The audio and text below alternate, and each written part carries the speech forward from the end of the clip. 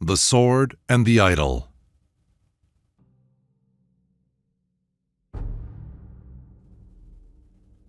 It was a cold winter's evening, late in the Stone Age. The sun had gone down blazing over the plains of Thold. There were no clouds, only the chill blue sky and the imminence of stars, and the surface of the sleeping earth began to harden against the cold of the night. Presently from their lairs arose and shook themselves and went stealthily forth those of earth's children to whom it is the law to prowl abroad as soon as the dusk has fallen. And they went pattering softly over the plain, and their eyes shone in the dark, and crossed and recrossed one another in their courses. Suddenly there became manifest in the midst of the plain that fearful potent of the presence of man, a little flickering fire. And the children of earth who prowl abroad by night looked sideways at it and snarled and edged away, all but the wolves, who came a little nearer, for it was winter and the wolves were hungry, and they had come in thousands from the mountains, and they said in their hearts, "We are strong." Around the fire a little tribe was encamped. They too had come from the mountains and from lands beyond them, but it was in the mountains that the wolves first winded them. They picked up bones at first that the tribe had dropped, but they were closer now and on all sides. It was Los who had lit the fire. He had killed a small furry beast, hurling his stone axe at it, and gathered a quantity of reddish-brown stones, and had laid them in a long row, and placed bits of the small beast all along it. Then he lit a fire on each side, and the stones heated, and the bits began to cook. It was at this time that the tribe noticed that the wolves who had followed them so far were no longer content with the scraps of deserted encampments. A line of yellow eyes surrounded them, and when it moved it was to come nearer. So the men of the tribe hastily tore up brushwood and felled a small tree with their flint axes and heaped it all over the fire that Los had made. And for a while the great heap hid the flame, and the wolves came trotting in and sat down again on their haunches, much closer than before. And the fierce and valiant dogs that belonged to the tribe believed that their end was about to come while fighting, as they had long since prophesied it would. Then the flame caught the lofty stack of brushwood, and rushed out of it, and ran up the side of it, and stood up haughtily far over the top. And the wolves, seeing this terrible ally of man reveling there in his strength, and knowing nothing of this frequent treachery to his masters, went slowly away as though they had other purposes. And for the rest of that night the dogs of the encampment cried out to them, and besought them to come back. But the tribe lay down all around the fire under thick firs, and slept. And a great wind arose and blew into the roaring heart of the fire, till it was red no longer, but all pallid with heat. With the dawn, the tribe awoke. Los might have known that after such a mighty conflagration nothing could remain of his small furry beast, but there was hunger in him, and little reason as he searched among the ashes.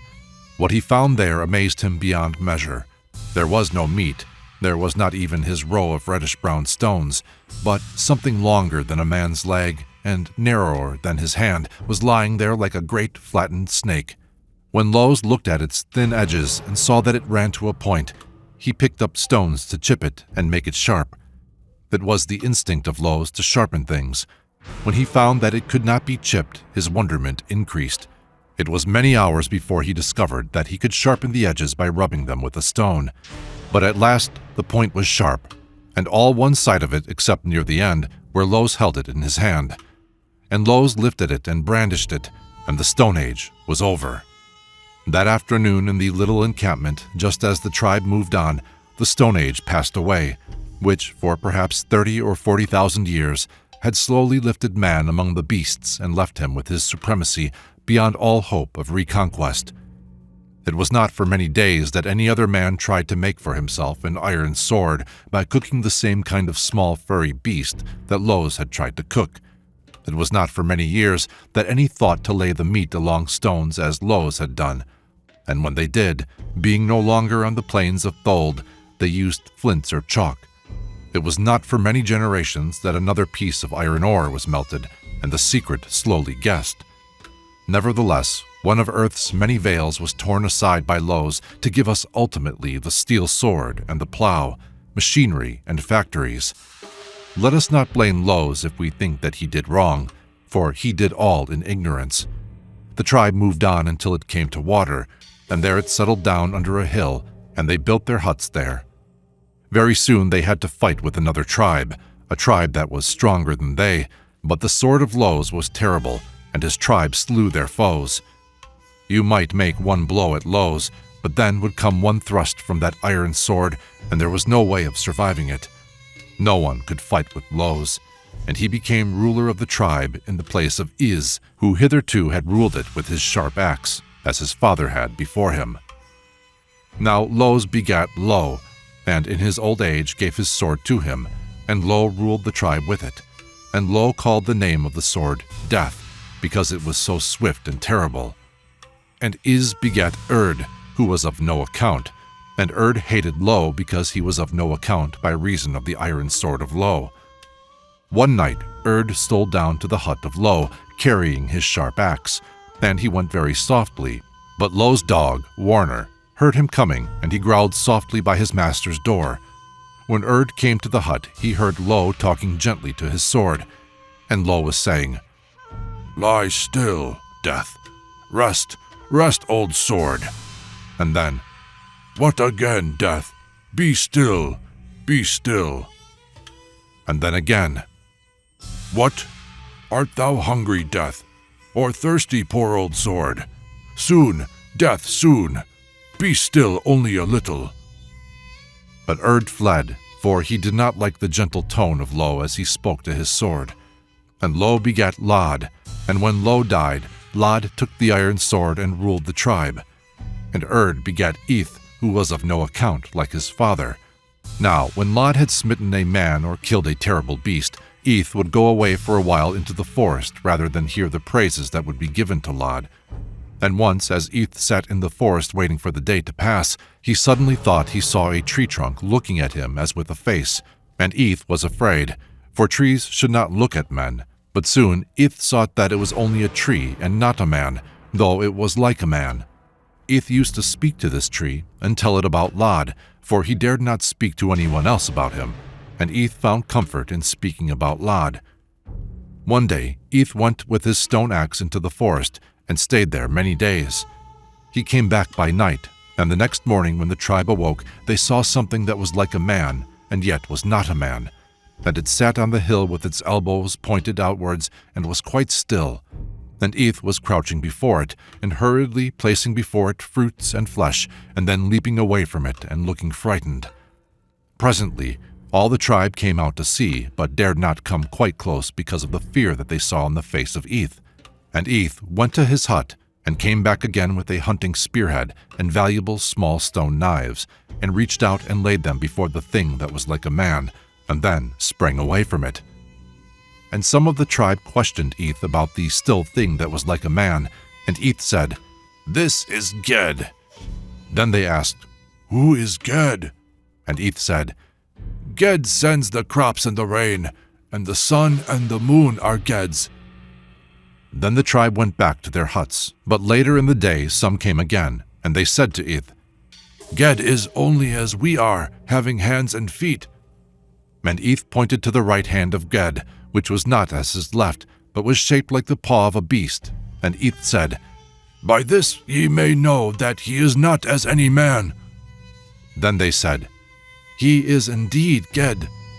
But Lod said, "He speaketh not, nor doth he eat." And Eth answered, "The thunder is his voice, and the famine is his eating." After this, the tribe copied Eth, and brought little gifts of meat to Ged, and Eth cooked them before him, that Ged might smell the cooking. One day a great thunderstorm came trampling up from the distance, and raged among the hills, and the tribe all hid away from it in their huts. And Eth appeared among the huts looking unafraid, and Eth said little, but the tribe thought that he had expected the terrible storm, because the meat that they had laid before Ged had been tough meat, and not the best parts of the beasts they slew. And Ged grew to have more honor among the tribe than Lod, and Lod was vexed. One night Lod arose when all were asleep, and quieted his dog, and took his iron sword and went away to the hill. and he came on Ged in the starlight, sitting still with his elbows pointing outwards and his beast's paw and the mark of the fire on the ground where his food had been cooked. And Lod stood there for a while in great fear, trying to keep to his purpose. Suddenly he stepped up close to Ged and lifted his iron sword, and Ged neither hit nor shrank. Then the thought came into Lod's mind. "Ged does not hit. What will Ged do instead?" And Lod lowered his sword and struck not, and his imagination began to work on that, "What will Ged do instead?" And the more Lod thought, the worse was his fear of Ged, and Lod ran away and left him.